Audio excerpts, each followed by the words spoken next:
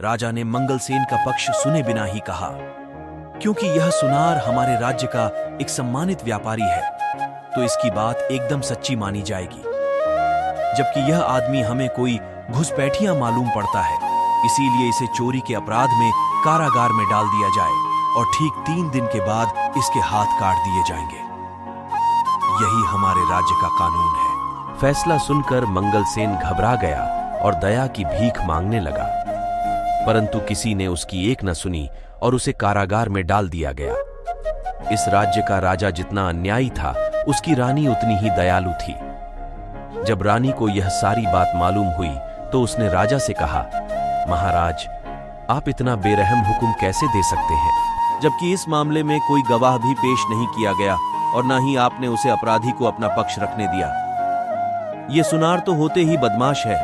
आप तो जानते ही हैं कि यह पैसे के लिए कितना झूठ बोलते हैं और धोखा देते हैं। सच कहिए तो मुझे उसे आदमी की बात पर पूरा विश्वास है। राजा ने उसे डांटते हुए कहा, जुबान संभाल कर बात करो, तुम्हें राजकाज के मामलों में दखल देने का कोई हक नहीं है। रानी बोली, मैं चुप नहीं रहूंगी। कुछ दिनों से मैं दरबार में आपका खराब व्यवहार देख रही हूं। आपके सलाहकार और मंत्री आपसे नाखुश हैं और आपकी जनता आपसे विद्रोह करने को तैयार है। अगर आप इसी रास्ते पर चलते रहे तो सारा राज्य बर्बाद हो जाएगा। राजा ने सैनिकों को आदेश दिया कि रानी को भी उसी चोर के साथ कैद खाने में डाल दिया जाए।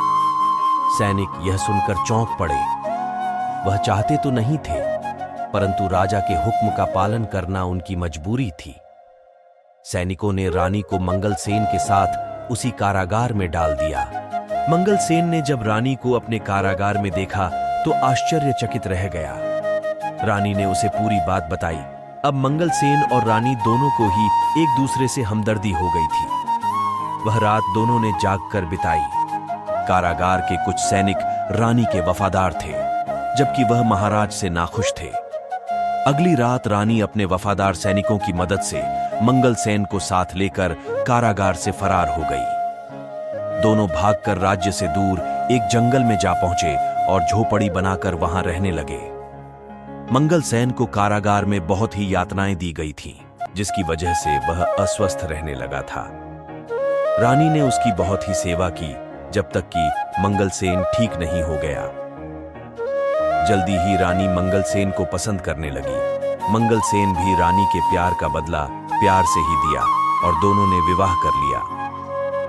मंगलसेन जंगल से लकड़ियां काटकर बेचने लगा, जिससे कि वह अपना जीवन निर्वाह करने लगे थे। कुछ महीनों बाद मंगलसेन की पत्नी ने एक सुंदर बालक को जन्म दिया।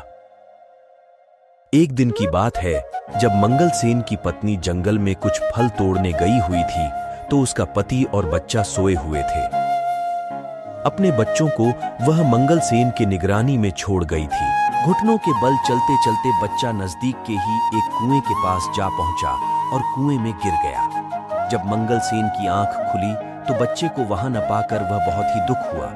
वह तो बिल्कुल पागल सा ही हो गया था और चिल्ला चिल्ला कर रोने लगा। कहने लगा, लगता है कि मेरे बच्चे को किसी जंगली जानवर ने खा लिया है। अब मैं क्या करूं? इसकी मां को मैं क्या मुंह दिखाऊंगा? शाम के समय जब उसकी पत्नी जंगल से लौटी तो यह जानकर वह भी दुखी हुई कि उसका बच्चा वहां पर नहीं था। पर वह एक बहुत ही बहादुर और समझदार स्त्री थी, इसीलिए उसने खुद भी धीरज रखा और अपने पति को भी समझाया कि हमारी किस्मत में ऐसा ही लिखा हुआ था, आप दुख मत कीजिए। रात के समय मंगलसेन सो नहीं सका। वह अपने बच्चे के बारे में ही सोचता रहा और उसी को याद करता रहा। यह उसके लिए अच्छा ही हुआ कि वह सो न पाया, क्योंकि रात के तीसरे पहर 2 पक्षी उनके दरवाजे पर लगे हुए एक पेड़ पर आकर बैठ गए और आपस में बातें करने लगे।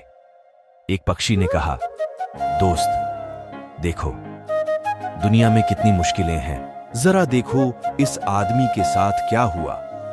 इसको अपना देश छोड़ना पड़ा और बेचारा दूसरे देश में भिखारी की तरह रह रहा है, जहां उसकी बड़े अन्यायपूर्ण ढंग से सजा दी गई और अब यह अपने सुंदर से बेटे के दुख में परेशान भी है। इसका बेटा कल दोपहर से ही इस कुएं में गिर गया था। दूसरा पक्षी बोला, इन बेचारे लोगों को क्या क्या परेशानियां उठानी पड़ी, क्या इनके लिए कुछ किया नहीं जा सकता? हाँ, किया जा सकता है। अगर मंगलसेन इस कुएं में कूद जाए तो वह आसानी से अपने बच्चों को बचा सकता हूं। क्योंकि वह बच्चा अभी भी कुएं में जिंदा है। राजा मंगलसेन ने उन दोनों पक्षियों की बातें सुनी तो उसे सुनकर बड़ा ही आश्चर्य हुआ और खुशी भी हुई।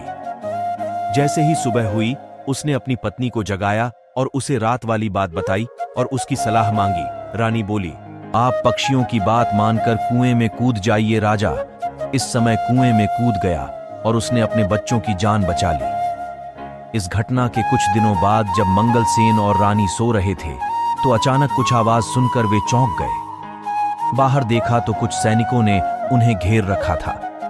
वह भय के मारे कांपने लगे कि शत्रु राजा ने उन्हें फिर से पकड़ने के लिए सैनिक भेजे हैं। परंतु तभी मंगलसेन का एक पुराना मंत्री उसके सामने आया और अपने राजा को प्रणाम करते हुए कहा, महाराज, आखिर हमने आपको ढूंढ ही लिया। उसे देखकर मंगलसेन बहुत ही खुश हुआ। तब मंत्री ने बताया कि उसने अपने गुप्तचरों की सहायता से मंगलसेन को ढूंढने में सफलता पाया है। उसने यह भी बताया कि उसके राज्य की जनता बेसब्री से मंगलसेन का इंतजार कर रही है। अब राजा अपनी पत्नी और बच्चे के साथ अपने राज्य वापस चला गया।